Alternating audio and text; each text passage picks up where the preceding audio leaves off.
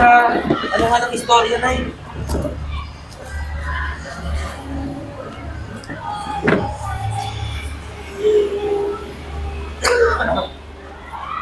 Diba, pumuna po kayo. Para maano natin ang istorya kasi marami tayong mga estudyante may sakit sa puso. Okay, Nay. Bali siya po ang nanay. Kita po siya, Nay? Hindi ano ng araw? Okay. Bali siya po ang nanay ni Eliza. Baka po kasi maano ako ng ma-depend tayo. Pero nandito po ang kanyang magulang para po mayroong permission tayo na i-treat po yung Thank you, sir. Kasi kanina nung kinuha ko siya, wala talagang kulay yung labi niya. Tsaka talagang nakagano na siya. Nakaganon siya, ano? Parang hinang-hina na siya. Medyo okay ka na, di ba? So, salamat sa Diyos at tayo yung nakaraos. Thank you, sir, kasi nakita mo kami, pauwi. Kasi kung hindi rin mangyayari. Ay, ayan, ano ma? Ano po? Sige po. Sir, thank you rin kasi nakita mo kami nung pauwi siya. Oo. Baga, kung hindi mo rin kami nakita, hindi mo rin siya maawakan.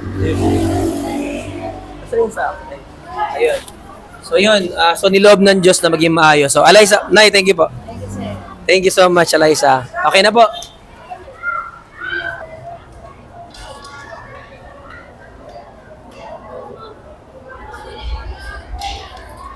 Grabe yun Random.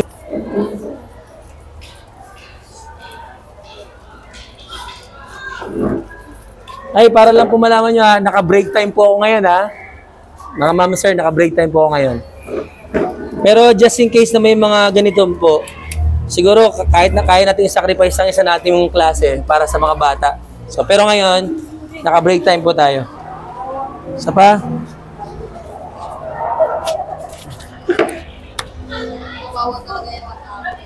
That's good. Sarap. Kali ano pong pinaka-ano niya? Nung istorya po ng niya, pagkasakit sa puso? Kasi sir, nung 5 years old siya, nagsabi na sa akin na nahirapan siya huminga. Opo. Akala namin kasi hyper silang magkapatid. Akala ko, yung pagka-hyper lang yun, nung sabi niya, pag sumahod yung papa niya, pa-check up ko na siya. Opo. Nung pina-check up na siya, ayun, tapos nung una, x-ray lang, pambata. Nung pina-x-ray ko siya, sabi, nung bumalik kami sa pediatrician, ang sabi,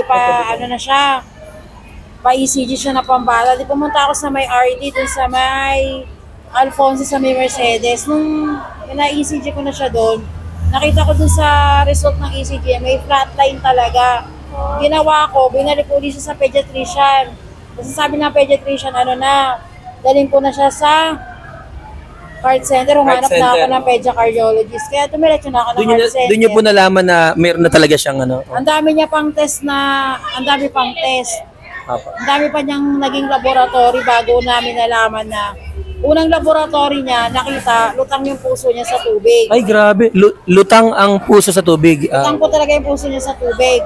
Tapos binigyan siya ng gamot. Pagkatapos nun, na-schedule siya ng to the echo. Dinala ko siya ng National Children's Hospital. Pagkatapos na panibagong gamot na naman siya. After ilang week, so laboratory na naman. 5 years old yun. So ibig sabihin grade 4 po, kinder. Ay, kinder. Tama. 9 pa lang. Kinder pa lang. Meron na siyang ganyan. Na po. Talagang nahihirapan na siya laging huminga? Nahihirapan ay, grabe pala. Tapos nakalimang laboratory siya. Pero alam na ng doktor niya kung anong sakit niya. Gusto lang makasigurado ng doktor. Gusto lang talaga niya makasigurado. Ayun. So, bali, Eliza, honest tayo Bali ngayon, parang ito yung parang unang araw mo na maganda yung paghinga mo. Pero biro, mula nung kinder ka, parang ganon. Ano na? Lagi pong hirap sa paghinga. Lagi kang hirap sa paghinga? Ano yun, araw-araw talaga? Araw-araw talaga? Araw, sir, dumating nga yun sa punto itong grade 10 siya, buong grading ng second grading, di siya pinapasok. Minodule ko lang siya. Kasi inatake siya dito noon. Nagkasunod-sunod yung atake niya Hanggang isang beses nakuha ko na siya sa clinic. Kaya nakiusap na lang ako kahit sa teacher niya na Ayan. So yan po mga ma'am sa Antonius Guerra, kung may mga anak po kayo na may mga sakit sa puso, hindi po ako nagtitreat ng puso, pero ang tinatrabaho ko po ay mapagaan yung pagdaloy ng dugo, hangin sa katawan para magkaroon ng healing. Kasi alam naman natin na kahit ang doktor, hindi naman sila healer. Sila mga guide. Kami din po na nagmamassage, guide din po kami para sa pagka-recover o paggaling ng ng isang pasyente o isang tao. So, Alyssa, ibig sabihin pala itong ngayon, yung malalim mong paghinga, parang kumbaga, ngayon mo lang siya naranasan. Dati pag huminga yan, hawak pa yun sa bangko, gaganyan. Pero hindi talaga sagad ang... Pero ba't hindi ko halata nung grade 9, di ba? Nararamdaman mo yon grade 9? Nararamdaman niya, hindi lang siya nagsasabi, sir. Ito lang talagang grade 10 na, hindi niya lang talaga kaya. Ganong Hindi salamat talaga sa Diyos, Pero ganito na lang. One time, gawin mo ng schedule, Nay. I-ano natin ng balakang niya, yung paa niya, para mag 100% yung kanyang pagdaloy ng dugo. Kasi baka mamaya balakang niya may problema pa, yung leg niya, yung talampakan niya. So para maganda ang recover na flow ng dugo, i-schedule mo siya, te. Kasi dito sa upper, okay. Paano naman yung balakang, tsaka yung Okay, ganun lang ang gagawin. Kahit dito lang tayo, pwede naman yun sa loob na lang tayo ng clinic. So, Alyssa, honest tayo. Mukhang malungkot ka pa kasi. Mukhang malungkot ka pa kasi. Masaya ka ba? Opo, sir. Masaya po. Okay, sige. Magaling ka. Tapos, take lagi ng prutas. Kasi ngayon dumadali na ang dugo mo. Ngayon dumadali na ang dugo mo sa katawan mo na maayos, kahit 85% or 90%, sulitin natin yon, yung prutas, tsaka mga gulay, para makarecover ulit yung mga organs mo sa katawan. So, yun lang po. Maraming salamat. God bless po sa lahat. Thank you po. Honest tayo, honest. Anong pakiramdam mo? Lakasan mo to para malaman. Baka mamaya yung boses mo hindi pala. Baka niloloko lang natin yung Anong pakiramdam mo ngayon? Mas gumaan po yung pakiramdam ko. Mas gumaan siya. Tapos, di ba yung kanyang labi sobrang puti kanina? Medyo nagkakaroon na siya ng pula sa labi. Kanina sobrang puti So, Alyssa, paano mo nasabing magaang? Nagagalaw mo ng gano'n ng kamay mo. Tapos ito, magaang na siya na yun. Di ba, Nay? Mula na kayo labi mo. At wala nga siyang kulay kanina. Kahit pa paano may konti na. Pag naano pa natin to, kasi marami din siya dito sa kabila. Tapos mamaya yung likod naman ayusin. Ayan, mga ma'am and sir, bali, meron po tayong estudyante dito sa Antonio na meron pala siyang sakit sa puso. Alyssa, totoo ba yun? Meron sakit sa puso. Pero naghingi po tayo ng permission sa mama ni Alyssa. Nandito po mama ni Alyssa. Nandito po dito na Sala po na para Sige po. Ayan, dito na Dito na Ayan po. Meron, ano pong problema ni Alyssa? Ano po siya, sir, may sakit po talaga siya sa puso. Kanina nag-chat siya sa akin na nahirapan siyang huminga. Nahirapan na huminga? Susunduin na lang kita para umuwi. Yan, Ayun. Susunduin na lang. Opo. So, ayan mga ma'am, sir, bali, ang gagawin ko lang po dahil meron siyang sakit sa puso, syempre, doktor naman po ang gagalaw dyan. Ang tatrabahin ko lang po bilang massage therapist po ay palambutin ko yung mga tendons niya dito at saka muscles para po makahinga po siya ng maayos. Kasi dito po napakatigas talaga ng niya dito. Kinay? Dito po. Nay, dito.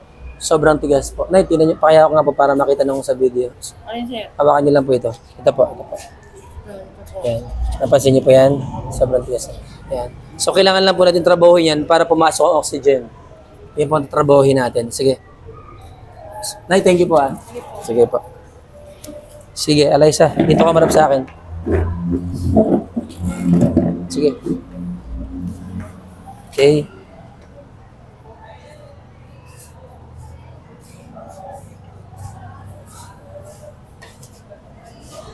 Sa pa. Hindi pa. Sa akin yung paa mo. Medyo hatakin mo ng konti. Hatak. Ganun. Hatak ka ng konti. Hatak pa. Atras pa. Atras pa. Sige, hatakin mo. Parang ganito. Yan. Hatak. Hatak pa. Hatak pa. Atras pa. Hatak pa. Hatak pa. Hindi, wag kang gumanon. Hatak pa. Hatak lang. Hatak pa. Atras pa. Atras pa. Okay, consistent ka dyan Huwag mo babaguhin yung lakas ng mo Huwag mo babaguhin yung lakas. Huwag mo babaguhin yung lakas mo, yung hatak mo, huwag mo babaguhin. Ayan. Ang ganda. Ang ganda. Yung hatak kong makalimutan. Ayan. Ganda. Ramdam mo? Sige, isa pa.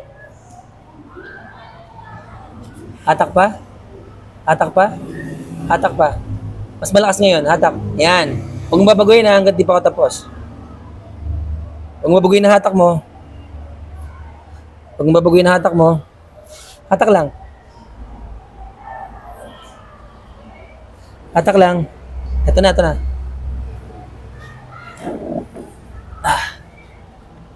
Ramdaman mo? Ito, masakit to? Masakit? Ayan o. Pati po yung sa carpal tunnel niya, siguro kaya yung veins niya sa katawan, nahihirapang mag-distribute ng oxygen kasi yung veins niya dito. Yung pumbuto niya nasa boundary ng carpal tunnel. Kaya nahihirapan siya. So, ayusin lang po natin. Ang ano nito, Makati na masakit ha. Tiisin mo lang ha. Makati na masakit. Makati na masakit. Tiisin mo lang. Tanda mo? Tapos, konti lang. Sigaw ng konti. Okay. Sigaw ng konti. Matandang massage yan eh. Oh, sige. See? Ito ba masakit to? Sige. Ano naman dito pa? Sige. Hila? Malakas? Konti pa? Konti na lang. Konti pa. Yan ang lakas ha. Alaysa. Kung mabaguhin ang hatak mo. Importante ang hatak mo. Importante ang hatak mo. Importante ang hatak. Yan. Very good. Hatak lang. That's good. Naramdaman mo? Yung tendon, naramdaman mong bumalik? See. Sakit to? Masakit? Masakit to? Yung pulso niya na yun, nakalak siya oh. Kaya yung pulse niya na ano mami. So i-release muna natin yung kanyang pulso. Papaluwagin natin yung kanyang tendon. Ayan.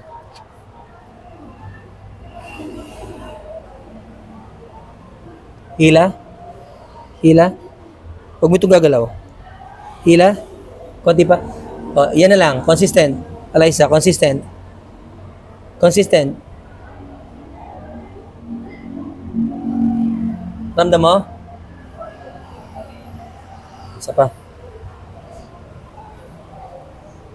Hila? Consistent. Hila. Huwag mong baguhin ang hila mo ha. Huwag mong baguhin ang hila mo. Isa pa. Hila? Hila. Huwag mong baguhin ang hila mo. Oh. Diyan na muna kayo. Hila. Lakas. Hila lang.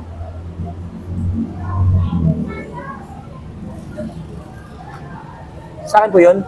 Tumatawag.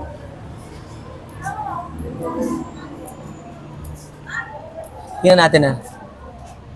Ayun oh. Medyo okay na? Yan, medyo okay na po siya. Oh.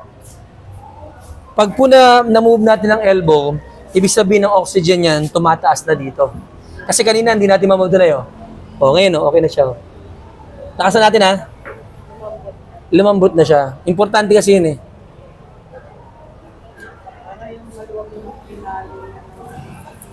Ito pa. Pati buto niya dito mga nakalabas. Oh. Ayos natin. Masakit to, masakit. Tisi mo lang.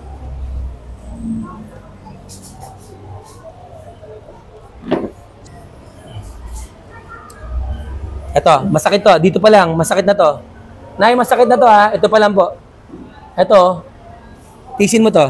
Masakit lang to. Wait lang. Relax lang, relax lang. Relax. Alaysa, relax lang. Relax lang. Masakit to. Dito pa lang masakit na.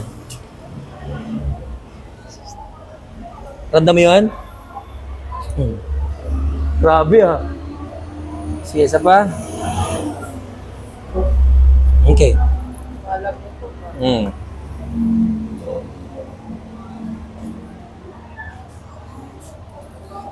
Halika. Tapos ito. Nay, ito na. Pakita. Dito na. Dito na. So, ito kailangan nating ayusin dito, yung tendon niya dito. Pag ganun. Hanggang dito yan. Tapos hanggang sa back. Sige. Masakit yan.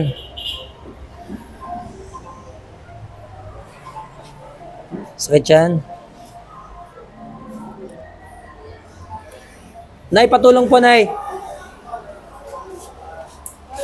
Pakipos po, te. Sige. Hindi kasi pantay yung buto niyo. Mataas ito. Hindi, sa sulat, sa pagsulat, masipag to, di ba? With honors to eh. Pero ano niya, mama? Medyo namumula na yung ano niya. Ay, masakit? Ano nga, yung second grading. Sige. Hila? Konti pa? Okay na yan, consistent ha?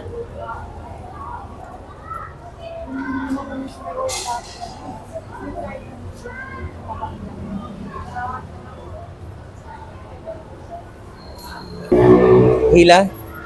Konti pa? Konti pa? Konti pa? Konting-konti na lang.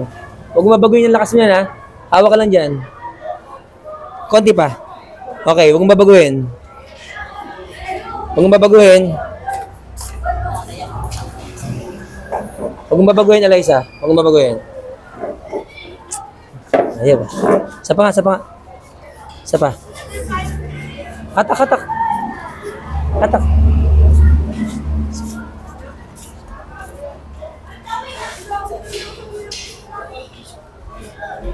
Makatin na masakit. Tisin. Tisin.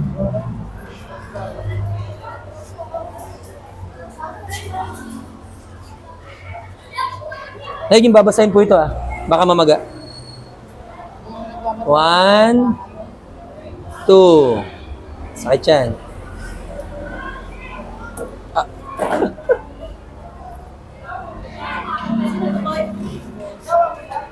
Hila. Malakas. Okay, huwag babaguhin.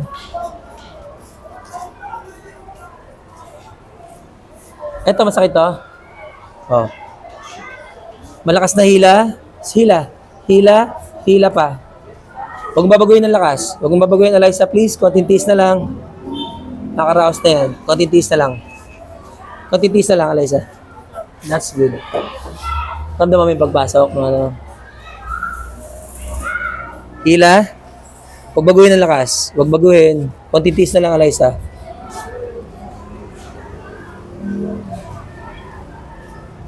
Skip pa. Hila.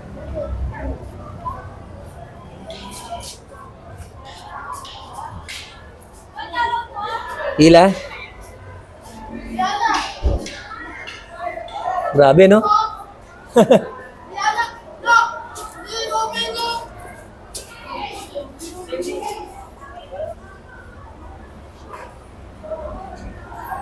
Hila. Sakit. Yan. Grabe. Umipitig ka. Palas na to ha. Masakit to. Hawak pa lang masakit na. Eliza, tiisin ang sakit. Tiisin ang sakit. Tiisin. That's it.